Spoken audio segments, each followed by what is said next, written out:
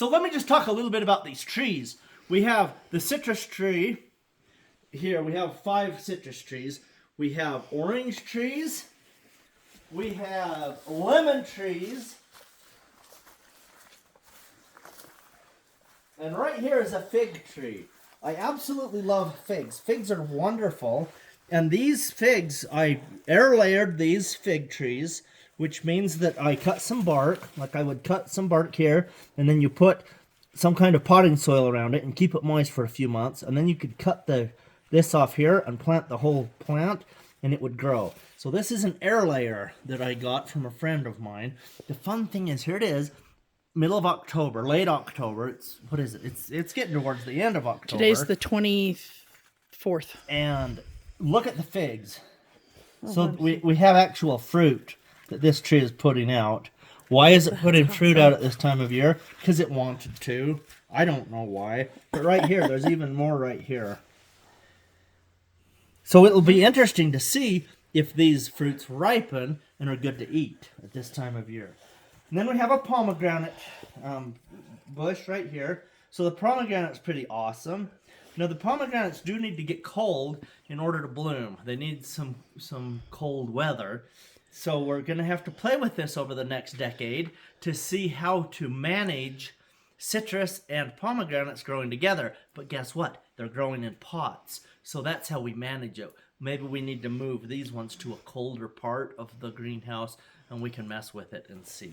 As we continue along here, we have another fig tree.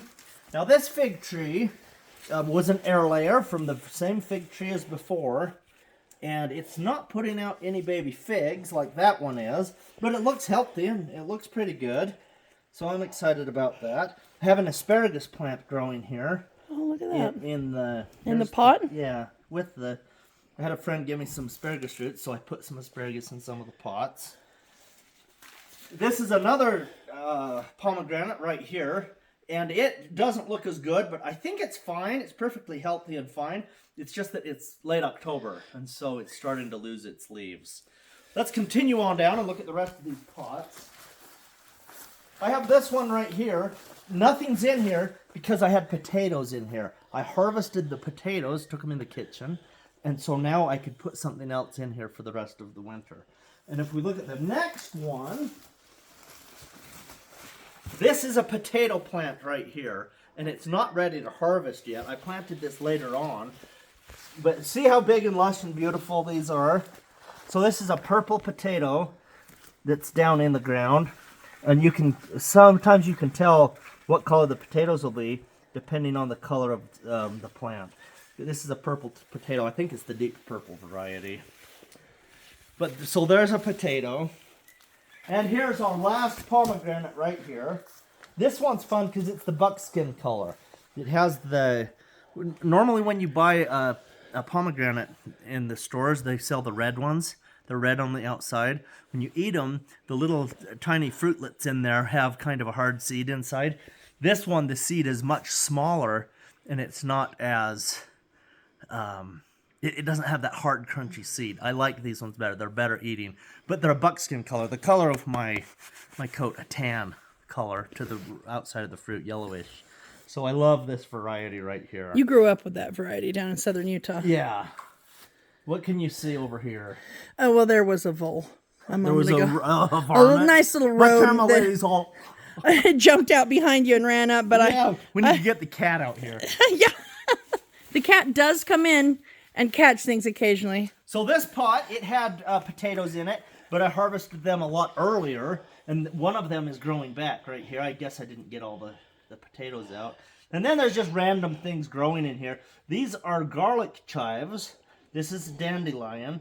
This is mullein and an asparagus. So there's good things in that pot, even though it may look like weeds. Beautiful. An artichoke going to seed. And this one we harvested recently. Now this big pot here, I got this from some super good friends of mine from Utah.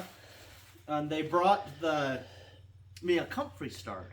So these are big, beautiful comfrey leaves. Nice. I should make an ointment out of that. Comfrey is good for all kinds of things, And the FDA recently said that it's toxic and you're not supposed to use it in our bodies, which is pretty funny. People have been using it for hundreds of years. Well, you know, people use that all the time in like ointments. I know women who make there's a lot of good salves, and there's comfrey in the salve. Comfrey's excellent. I think it's so good that maybe somebody got toxified. You can toxify yourself with too many certain herbs. Who so, knows? Yeah. But what I do know is that I'm thrilled because look how good it's doing. I'm so happy about that. It's really a beautiful plant. And then out of the stone wall, we have clary sage that's growing. And it doesn't look very good right now because it's end of October. It's going dormant. But it's pretty exciting. Would you like to smell the clary sage? Yes, I would. I'm going to go like this for you. Put that in your hand and you can give that a smell. Oh, that's lovely. It's almost a wooden... It's kind of an herbal with just a touch of floral. Like you were sawing logs and wood is what it reminds me of. Yeah, it's good. It's a bright, happy fragrance. This pot here has a potato in it, but from the ground, we have a tomato that seeded itself, and if you come right over here, you can see a big, beautiful... So this seeded itself... I'm going to try to walk through here without... Just trumpet, that's all just... Oh, good. For to feed the microbes. Okay, so right here, look at this beauty right here. Oh, that's beautiful. So this is what your vole has been eating. Oh, the little turkey. But that's a beautiful tomato. What a beautiful color. Share it with the vole there. Oh, my word. Yeah, it's perfectly ripe. So this is a yellow variety. I did not plant this. This one seeded itself from tomatoes we grew last year. Well, so that's kind of a nice little gift of the garden. So that's interesting. Maybe we should save seeds from this and keep propagating it. It's probably naturalizing itself to this climate. And our second to last pot here was another one where we had potatoes that we harvested. And all we have growing in here now are just random things. It's just random weeds. There's curly dock and grass and other stuff. And our last one is the fig. Now when I planted this fig, if you go back and watch the video of me when we first did this, because the air layering is in the Patreon videos, planting them in here is in the Patreon videos, it's in the archive somewhere. I was contemplating how to prune this, because you can have options. And I didn't prune it way back, and it's interesting because this big, all the branch structure on this tree did not do as good as the two that were much smaller. So in that video way back when, I think I did say I should prune it back smaller because I think it would have more vigor to grow. And you were right. Yeah, I knew I was right. And I'm still right. And this verifies my rightness. But it's interesting to see what it has done. It did pretty good. And it put out about 15 to 20 figs. Some of them were eaten by critters that live in here. And you brought a few into the house. And we had ate some. a few. Yeah. But hopefully next year these fig trees give us a big, beautiful harvest. So, anyway, that is an update on the pots that I have in here growing. And hopefully this helps you to have pot in your greenhouse.